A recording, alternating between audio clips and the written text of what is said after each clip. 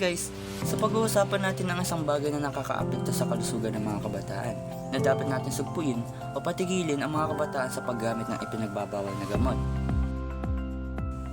Okay, simulan natin sa iwas droga. Kada isang letter sa kanila ay meron silang kahulugan. Okay, simulan natin sa letter I. Letter I ay para sa iwasan ang masasamang impluwensya. Sa letter W naman, huwag natin subukan kahit minsan. Sa letter A naman, alamin ang masamang epekto ng droga.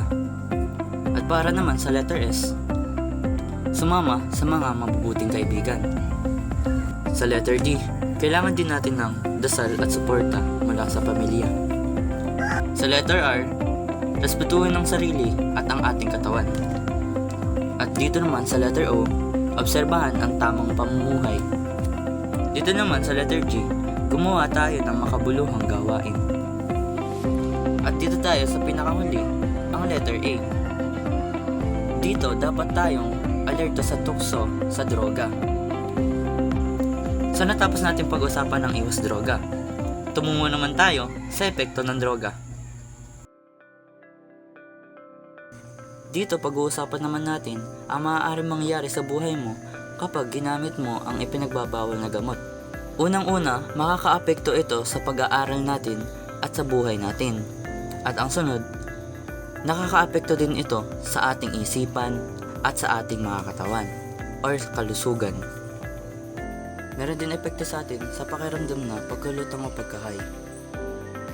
Nakakaapekto din ito sa ating mga magulang na imbis na ang ating mga magulang ang nagpapaganda ng ating buhay upang makamit ang ating pangarap.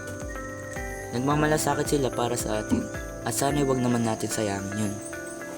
Kapag naman nilabag mo ito o gumawa ka ng hindi kaaya-ayang gawain, natikman o subukan ang ipinagbabawal na gamot, ang mga magulang mo ay hindi makakapaniwala dahil naiisip mong gawin ang ganong bagay.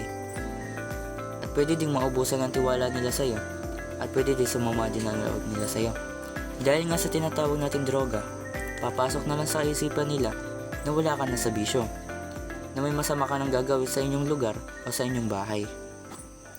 Ikaw ba? Subukan mo pa ba siya? Bye guys!